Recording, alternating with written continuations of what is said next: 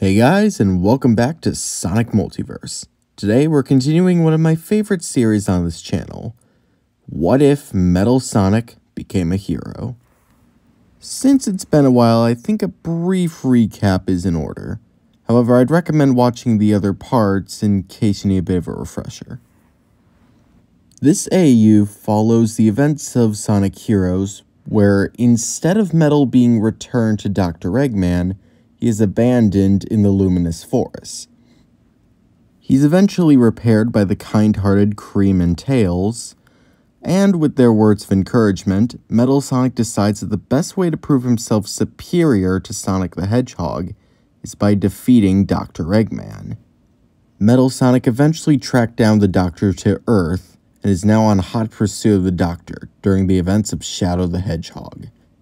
Currently, Metal has followed the Doctor to his secret base in the Iron Jungle, which has led him face to face with E123 Omega, who is here to destroy all Eggman robots, which Metal Sonic still qualifies. The two rebellious machines stared intensely at each other. They both have quite the indirect grudge against one another, since Omega was one of the heroes that abandoned Metal Sonic in the luminous forest, while Omega saw Metal Sonic as just another badnik he needed to tear apart. Inferior machine, designation Metal Sonic. Relinquish the location of Dr. Eggman, and your destruction will be swift. Metal Sonic took a defensive position. E123 Omega. I no longer serve the Doctor, and you are not my target. However, if you wish to be torn apart, I'll gladly oblige. As the conflict hit its climax, the two machines began to engage one another. Omega fired his turrets at the steel-plated Faker. In response, Metal Sonic took off into the sky, narrowly dodging all the blasts. The steel-plated Faker began to analyze his best course of action. He knew he couldn't take Omega on in a straight-up fight. It would be suicide. He concluded that his best course of action was to keep his distance from Omega until his guard was down, then attack fiercely. Metal continued soaring around the base, with Omega following him with bullets spraying across the walls, even knocking down a couple pillars.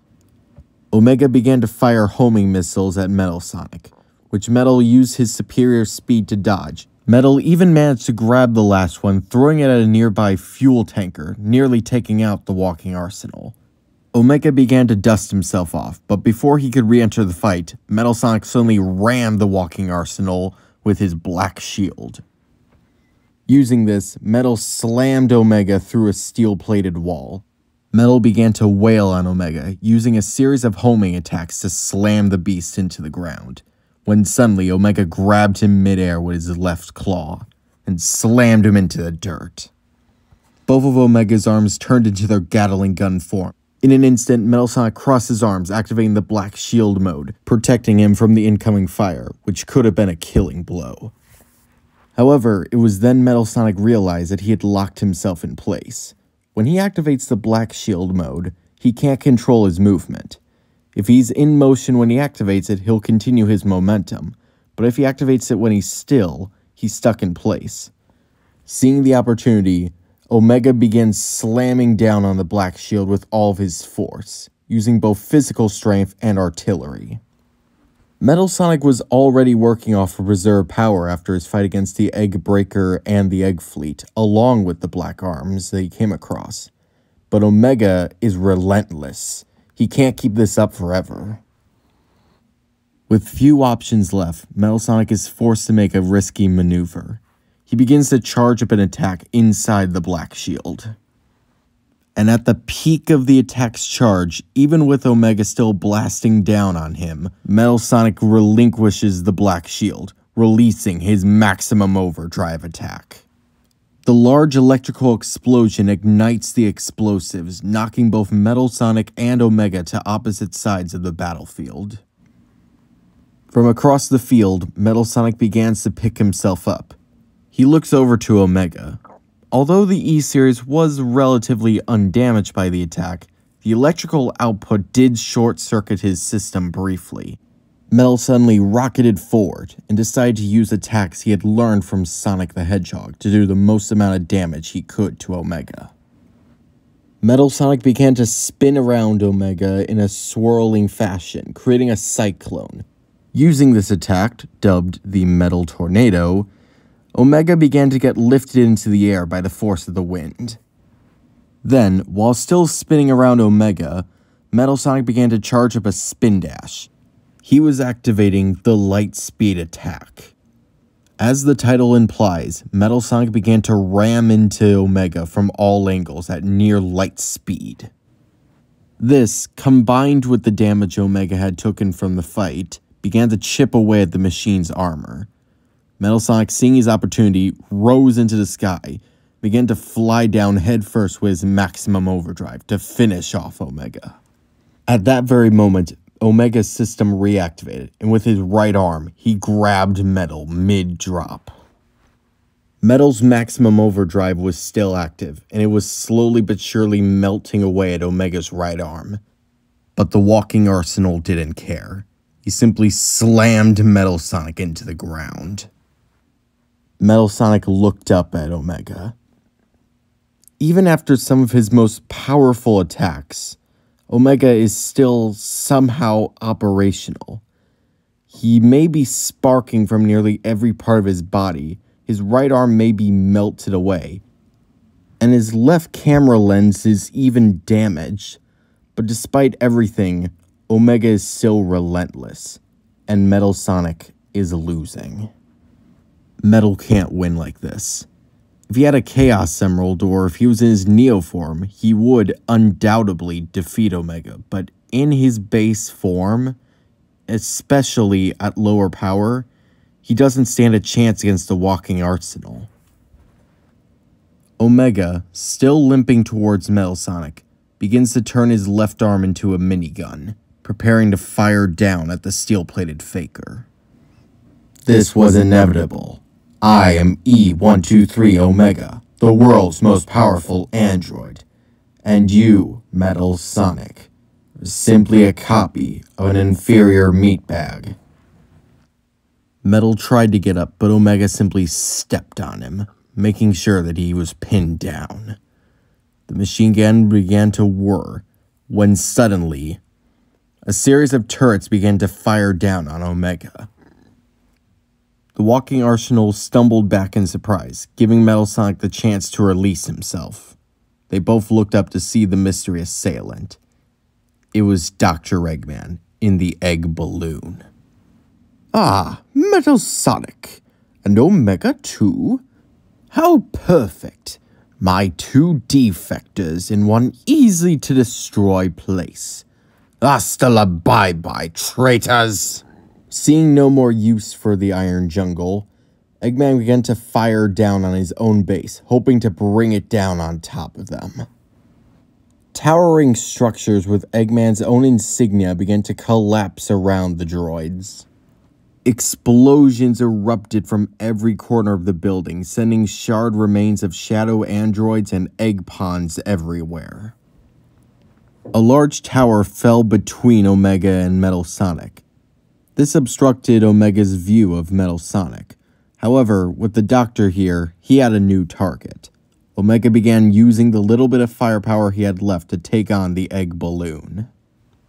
Despite its ridiculous name, the egg balloon was a force to be reckoned with, with its armor being able to take anything Omega was dishing out at him, and able to return equal fire.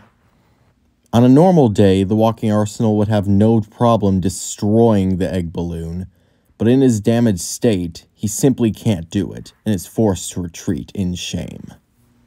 Dr. Eggman, this is not the last you'll be hearing from me, he cursed out. Before long, with the base completely destroyed and Omega nowhere to be found, Eggman prepared to leave with the egg balloon to his final base, the lava shelter.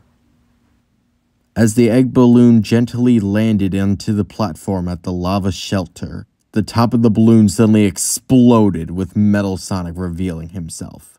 He had survived the destruction of the Iron Jungle. Big surprise there. Dr. Eggman, my dear creator, let us finish what we started. A rumbling came from the interior of the egg balloon, when suddenly 4 spider-like limbs ripped out. The egg dealer had emerged. I couldn't agree more, Metal. Let's finish what we started. The fight between the egg dealer would play out similarly to how it did in Shadow the Hedgehog. Eggman would use its high-speed capabilities to try and stay away from his opponent, while using the unpredictable nature of the slot machine to try and attack them. While Metal would change the slots so that they would attack Eggman instead of him. However, when the slot goes to Shadow Fever, a setting originally created for the Shadow androids, Metal Sonic can detect chaos energy coming from inside the egg dealer. The egg dealer possesses chaos drives. Seeing this as both a good way to recharge his strength and defeat the Doctor, Metal Sonic uses the little bit of strength he has left to do a full-fledged maximum overdrive, plowing right through the center of the egg dealer, grabbing the chaos drives for himself. The egg dealer collapses to the ground without its power source, while Metal Sonic is recharged to his full strength. Finally, Doctor, this is how it will end. A weakened Dr. Eggman looks up at his former servant. I created you, and this is how you repay me. Metal Sonic didn't respond. He simply raised his right arm. All it would take is one simple chop to kill this frail old man. Goodbye, Doctor. Metal Sonic prepared to finish this, but he couldn't. This didn't feel right. This didn't quite feel like what a hero would do. It most certainly didn't feel like what Sonic the Hedgehog would do. But what does that matter? He is not Sonic the Hedgehog. But yet, despite mere milliseconds passing, it feels like an eternity for Metal Sonic, trying to decide what he should do next, before finally lowering his arm. Eggman looked up at him confused. What? In the mere moments, Metal Sonic had analyzed everything that had happened to him in the last few weeks. From his adventure on Earth, to his interactions with the heroes, and finally, to his own personal goals. Metal Sonic simply stated, I am Metal Sonic, a highly engineered artificial copy of Sonic the Hedgehog, created by Dr. Eggman. You may have created me, but I wish to be a hero like him. So whenever you threaten the lives of the innocents, know that I will be there, Eggman. You can count on it. This is who I am. And with that, Metal Sonic leaves. He hopes that his creator will learn from this, but he knows that they will meet again. And when they do, he'll be there to stop the Doctor. That is, after all, what Sonic the Hedgehog would do.